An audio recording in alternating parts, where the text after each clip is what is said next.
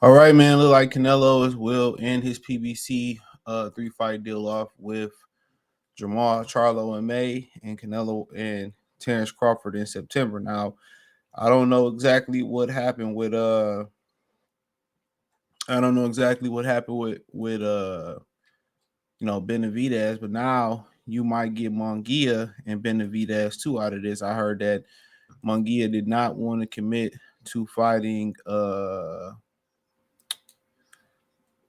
David Benavidez until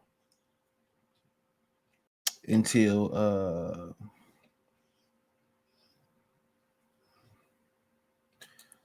until they found out they was no longer gonna get the Canelo fight. But I'll speak on Munguia. Well, I could tell you all this. Seems like Munguia engaged in talks to fight Aigner Berlanga next. I know Berlanga got another fight, and most people believe that Berlanga was gonna fight Rosado next. I don't know where that come from, but you know, but also with Canelo being a free agent, maybe they feel like the winner will produce a potential Canelo foe coming back to the zone because that's what I thought. That's what I heard. Now a lot of people gonna be upset that Canelo Alvarez is gonna duck his mandatory in David Benavidez. You know what I'm saying? So I mean, it is what it is. It come with the territory. It come with life. Um, it come with the territory, but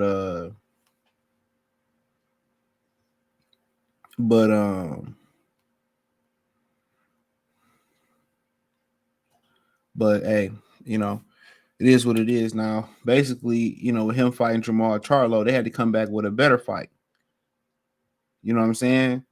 So Jermall Charlo is the table setter, you know what I'm saying? And Terence Crawford is supposed to be the big cheese fight.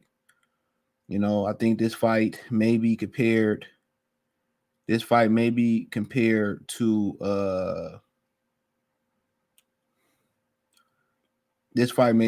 to Sugar Ray Leonard and Marvin Hagler. But the problem was, I believe Sugar Ray Leonard had already campaigned at 154 pounds already. He jumped up. Uh, I think he jumped up, you know, one weight class to fight Marvin Hagler, but also too, he didn't really have a tune-up fight before then. So yeah, it was no tune-up before then. So yeah. But Sugar Ray Leonard then would entitled at 168 pounds versus Donnie Lalonde, and that was at 165 pounds. Or he came in, what was 168? You know, um, he moved up for a money grab or a title. So yeah, uh, so matter in a technical way, he had fought at 154 in 81. You know, then he went back down to welterweight, jumped back up versus Kevin Howard, like at a catchweight of 151. All right. Then he jumped up to fight Marvin Hagler. Um, I think that will kind of maybe be the comparison going into this fight, and kind of looking at it, looking at that fight now, you probably think like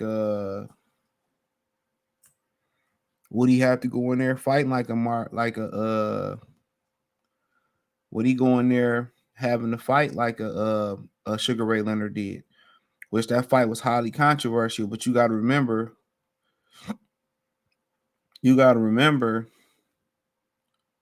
the big thing about that fight was this. The big thing about that fight was Sugar Ray Leonard was still in the rounds. So at the end, his brother, would yell a certain amount of time, yell at him at a certain time for Ray to steal around, and Ray would just use his speed, throw his flashy hands, use his ability to capture the fan. He was a smaller guy coming up. He was the more popular fighter, and he was still around that way. Even though most people thought Hagler dominated the round, but what you got to remember too, in public opinion, Hagler was supposed to be the bigger, stronger guy, so he was supposed to destroy. He was supposed to destroy. Sugar Ray Leonard. So every time Sugar Ray Leonard hung around there, especially coming off a long layoff in the eye situation, every time Sugar Ray Leonard hung in there, it was just like, damn, even though you thought Hagler was winning, Ray still in there, Ray still alive. But the problem is Terence Crawford won't get that benefit. That's the problem. Terence Crawford is not Sugar Ray Leonard. You know what I'm saying? He is not Sugar Ray Leonard. That's the difference. He is not Sugar Ray Leonard. And that's what people got to realize. He is not Sugar Ray Leonard.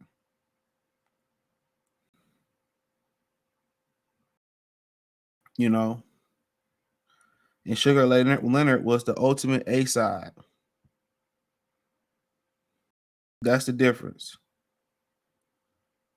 Sugar Ray Leonard was the A-side.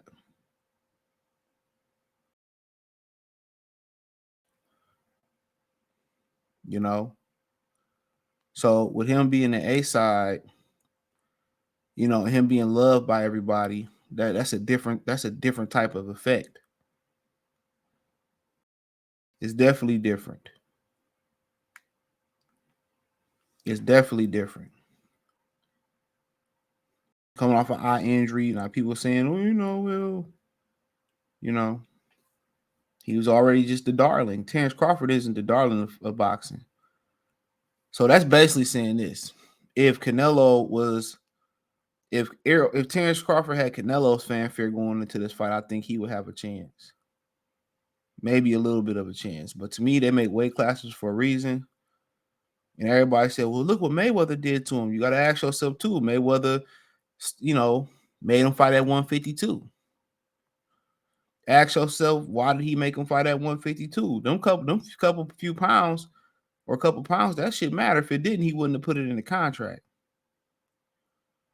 I'm just saying, he wouldn't have put it in the contract.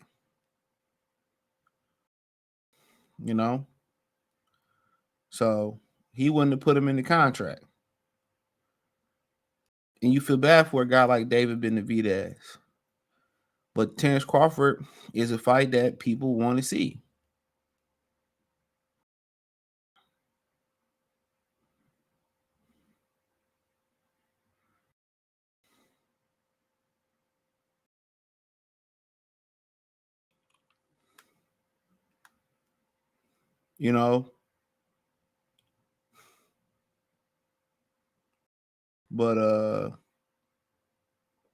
But if a Jermall Charlo, I mean, he can upset the apple cart. He can get a rematch in May. And Shaba from ESPN is reporting out at ESPN Deportes. Jermall Charlo can upset the apple cart and put himself in position to rematch Canelo Alvarez or put himself in position to fight, Terence Crawford. So, and the reason why, they didn't do the Munguia fight was, at the end of the day, why would they outsource? Why would they outsource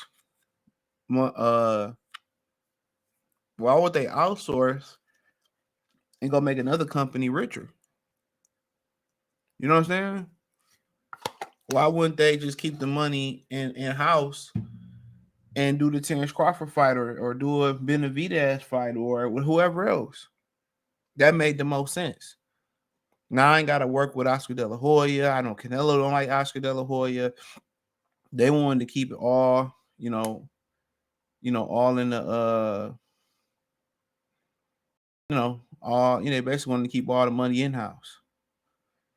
And then you would ask, who got a better chance of beating Canelo Alvarez? And that's an interesting question. I'll say that for later.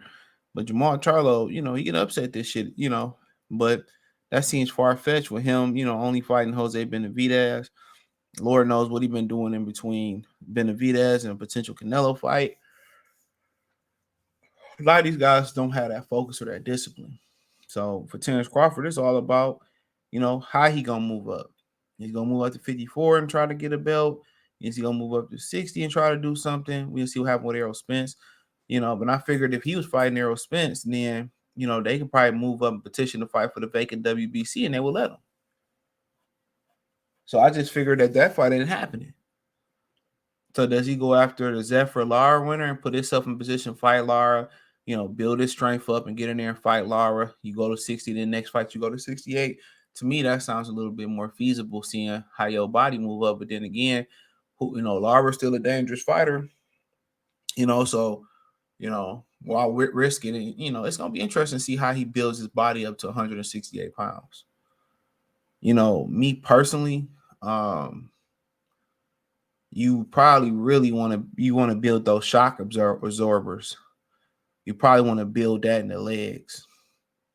That's where you start building that in the glutes, the quads, the hammies, the calves. You know what I'm saying? The core. You want to strengthen that core.